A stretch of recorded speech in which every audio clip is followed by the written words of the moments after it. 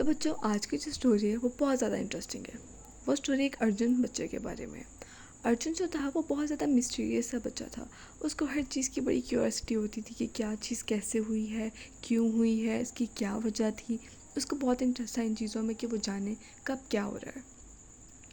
इसी तरह अर्जुन को ख्याल आया कि उसकी सिटी में एक एंड पर एक बहुत अच्छा सा और अजीब सा घर है। अच्छा सा वो इस तरह है कि वो बड़ा खूबसूरत दिखता है। अजीब सा वो इसलिए क्योंकि उसकी कोई सफाई नहीं करता और उधर कोई आता जाता नहीं है। तो अर्जुन को बहुत ज़्यादा फील हुआ कि इस घर में ऐसा क्या है। बिकॉज़ अर्जुन जो है, मैंने आपको बताया है कि वो अर्जुन को बहुत ज़्यादा चीज़ों की जांच पड़ताल करने की आदत थी। उसको बहुत शौक़ था कि हर चीज़ को जाने कि वो कैसी है कैसी नहीं। अर्जुन ने चाहा कि मैं वहाँ जाए। अब उसने वहाँ जाना के लिए सोचा, लेकिन उसने सोचा कि मेरे साथ अपने दोस्त को भी ले जाता हूँ। तो अर्जुन ने अपने दोस्त को अपने साथ दिया और वो लोग रात के टाइम वहाँ चले गए। जैसे ही वो वहाँ पहुँचे, उन्होंने दरवाज़ा खोला। उस घर में कुछ ख़ास बड़ा नहीं था, क्योंकि वो घर कुछ ज़्यादा नहीं था उस घर में, क्योंकि वो घर भी एक छोटा सा था।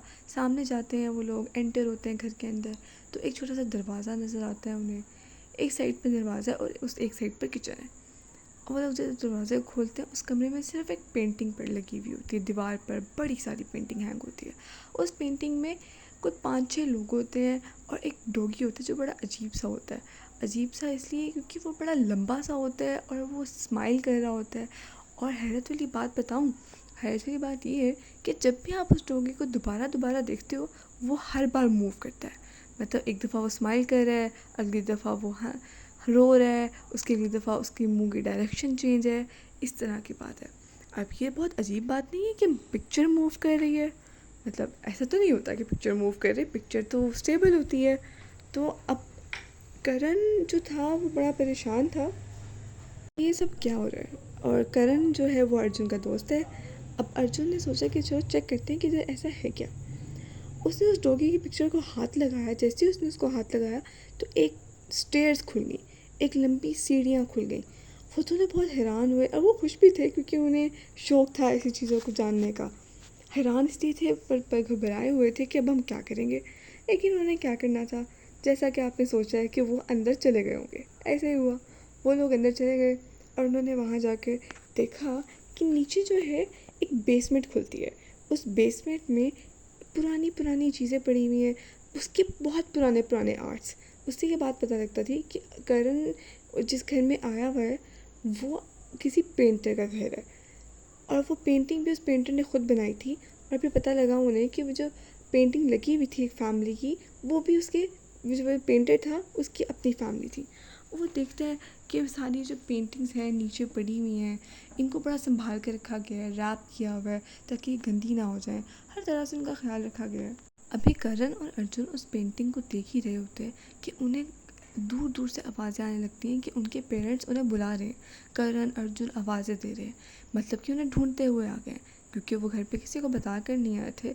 अगर वो बता कर आते तो उन्हें वहाँ जाने ना दिया जाता, बिकॉज ऑफ कोर्स वो घर इतनी देर से बंद है, कोई भी हो सकता है उस घर में, वो डर भी सकते हैं, तो उन्हें जाने ना दिया जाता।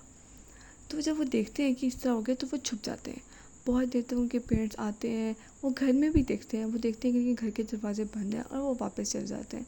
वो जगह जगह गाँव में देखते हैं, पास ही छोटा सा गाँव होता है, उधर भी चले जाते हैं, पूरे शहर में देखते हैं, हर जगह देखते हैं, लेकिन कहीं मिलते नहीं हैं।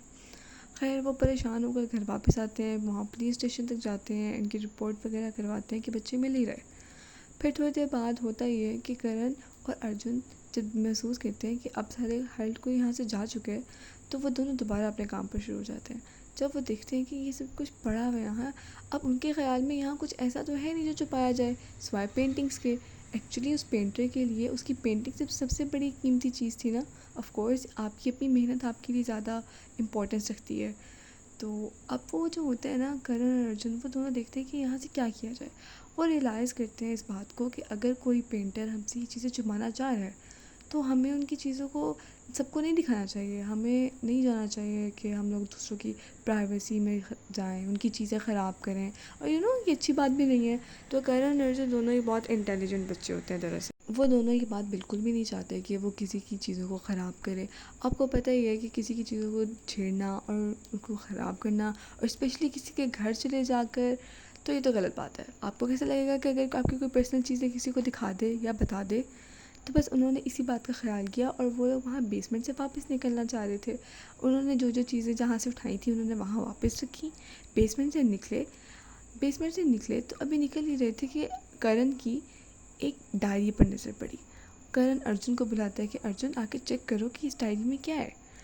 पहले तो वो सोचते हैं कि खोलें या ना खोलें, फिर वो सोचते हैं कि इतना पुराना घर है, यहाँ तो कोई भी नहीं आता, चेक कर लेते हैं, अगर कुछ इंपॉर्टेंट लिखा हुआ तो उस पर अमल कर लेंगे, और अगर फर्ज को ऐसा कुछ ना हुआ तो डायरी को वापस रखेंगे, घर को लॉक करेंगे और चले जाएंगे। जब वो डायरी खोलते हैं तो वो पढ़ते हैं कि डायरी में लिखा हुआ होता है कि ये पेंटिंग्स उस पेंटर को बहुत पसंद थी और उसने सिर्फ सारी ज़िंदगी पेंटिंग्स वगैरह बनाई थी और वो उनकी बहुत ज़्यादा हिफाजत करना चाहता है।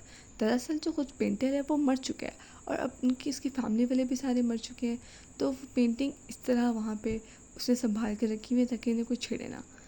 तो वो उन्हें ये बात रियलाइज़ होती है कि उन्होंने सही किया, उन्होंने उनकी पेंटिंग्स जो हैं वो किसी को दिखाई नहीं। अभी वो जा रहे होते हैं तो वो नीचे देखते हैं कि अब वो जो डॉग भी होता है वहाँ पे, अब वो जब वापस आ जाते हैं ना तो उनको ख़्याल आता है, जब वो बेसमेंट से निकल आते हैं उनको ख़्याल आता है कि वो डॉग वहाँ कैसे था, मतलब कि उस पेंटिंग में वो डॉग मूव कैसे कर रहा है। दरअसल बात ये थी कि वो जो डॉग था वो उस पेंटिंग्स का गार्डियन था। जब पेंटर उसके घर वाले ज़िंदा थे ना, तो पेंटर की पेंटिंग्स का ख्याल वो डॉग रखता था, किसी हर एक से उसकी हिफाजत करता था, तभी उसने उस डॉग की पिक्चर बनाई हुई थी। और वो जो पिक्चर जो मूव करती थी वो एक मैजिकल पिक्चर थी, इसीलिए उसमें से डॉग की पिक्चर मूव करती थी। और डॉग को इतना वियर्ड इसलिए बनाया गया था क्योंकि डॉग जो उसका गार्डियन था उस और इसीलिए जब आप डॉग को क्लिक करते थे, जब आप डॉग पे हाथ रखते थे तो स्टेयर्स खुल जाती थी, सीढ़ियाँ खुलती थी और आप नीचे चले जाते थे। तो ये बात बहुत ज़्यादा इस स्टोरी में बताई गई है कि किसी की प्राइवेट चीज़ों को नहीं छेड़ना चाहिए, उनकी पर्सनल चीज़ें नहीं ख़राब करनी चाहिए, बल्कि उनकी चीज़ों की हिफाजत करनी चाहिए। Like, subscribe and